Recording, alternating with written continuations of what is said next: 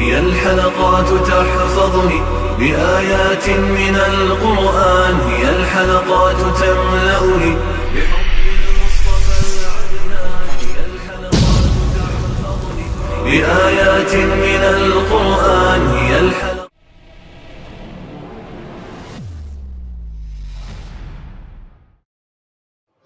سورۃ البقرہ آیت نمبر 240. اعوذ باللہ من الشیطان الرجیم، بسم اللہ الرحمن الرحیم. والذین یتوفون منکم ویذرون ازواجا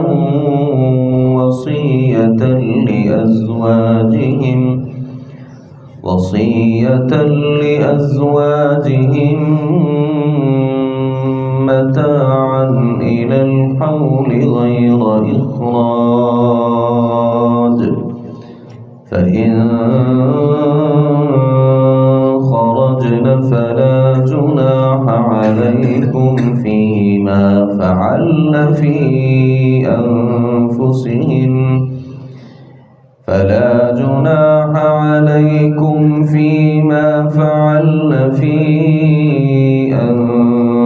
أنفسهن من معروف، والله عزيز حكيم. وللمطلقات متاع بالمعروف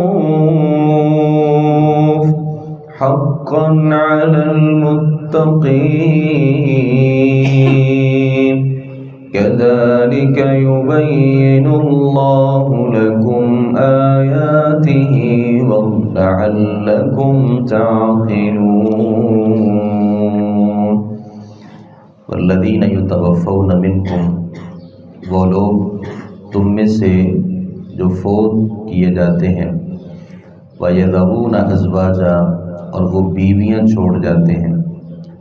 وَصِيَّةً لِأَزْوَاجِهِمْ مَتَاعًا إِلَى الْحَوْلِ غَيْرَ إِخْرَاجٍ، تو وہ اپنی بیویوں کے لیے 1 سال تک نکالے بغیر سامان دینے کی وصیت کریں. فَإِنْ خَرَجْنَ فَلَا جُنَاحَ عَلَيْكُمْ، اگر وہ خود چلی جائیں تو تمہارے اوپر کوئی گناہ نہیں ہے.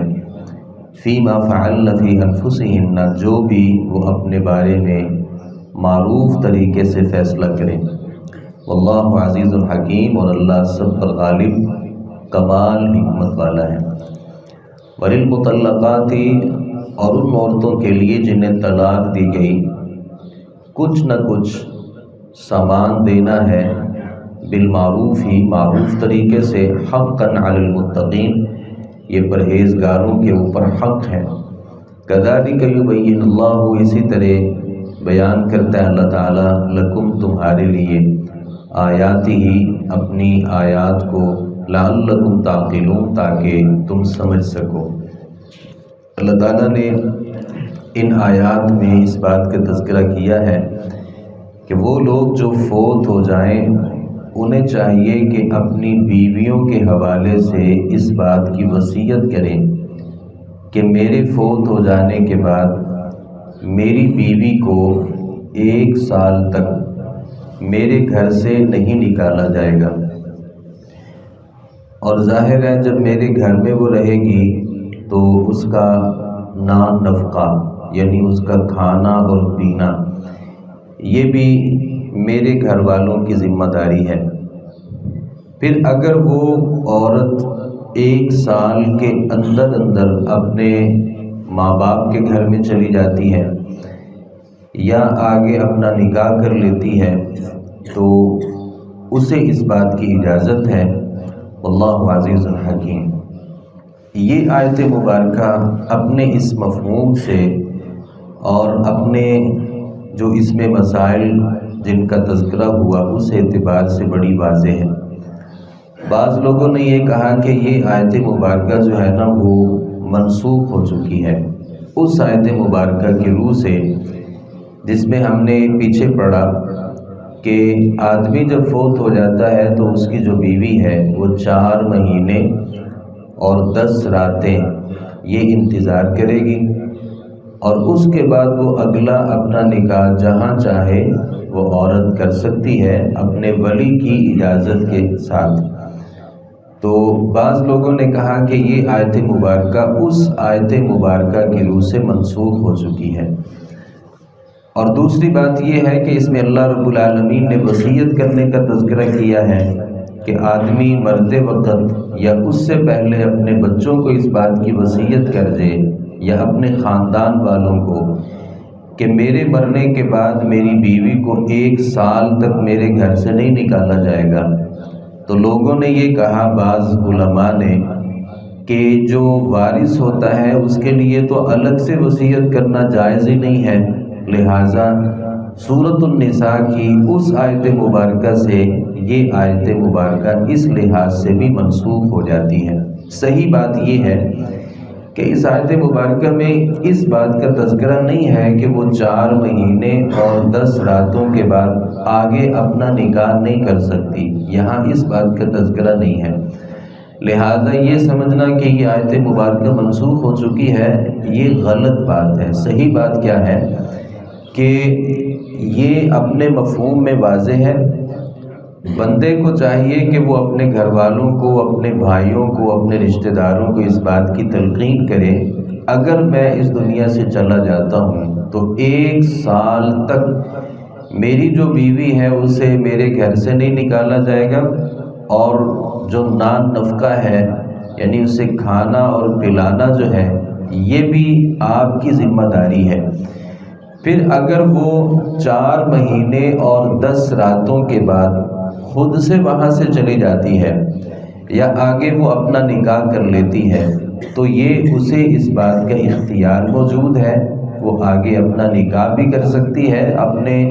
ولی کی اجازت کے ساتھ، چاہے تو اس کے گھر میں بھی رہ سکتی ہے۔ یہ اللہ رب العالمین نے یہاں اس بات کا تذکرہ کیا ہے۔ اللہ تعالیٰ آگے فرماتے ہیں للمطلقات متاع بالمعروف حقا علی المتقین۔ پہلے تو اس بات کا تذکرہ تھا کہ وہ عورت جس نے ایک آدمی سے نکاح کیا، خاوند نے اسے ہاتھ تک نہیں لگایا، حق مہر بھی نہیں اس کا بھی مقرر کیا تھا، تو خاوند فوت ہو گیا، تو وہاں اللہ رب العالمین نے یہ فرمایا تھا کہ اس عورت کو کچھ نہ کچھ دینا ہے۔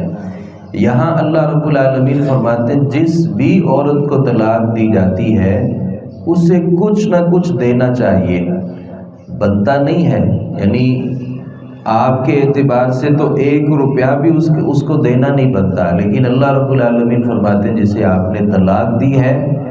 اور طلاق دینے کے بعد جو حق مہر تھا وہ بھی آپ نے اس کو دے دیا،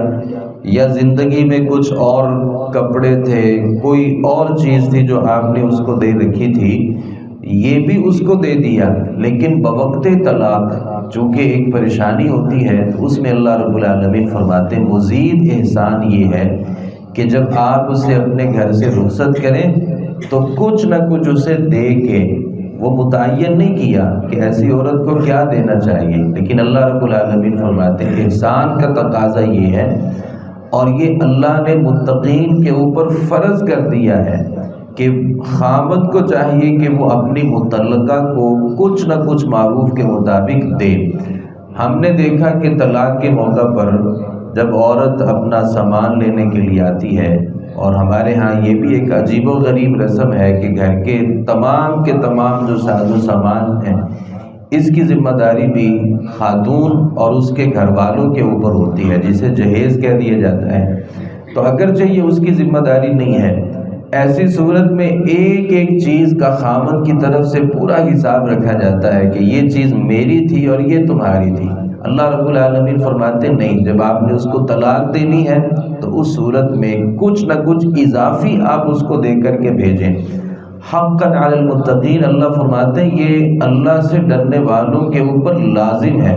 یعنی یہ ضروری ہے۔ کذالک یبین اللہ لکم آیاتہ، اللہ اسی طریقے سے اپنی آیات کو کھول کر کے بیان کرتا ہے، لعلکم تعقلون، تاکہ تم سمجھ سکو۔ اللہ تعالیٰ سے دعا ہے صحیح معنوں میں قرآن مجید کو سمجھنے، اس پر عمل پیرا ہونے کی توفیق عطا فرمائے۔ وما علینا الا البلاغ المبین۔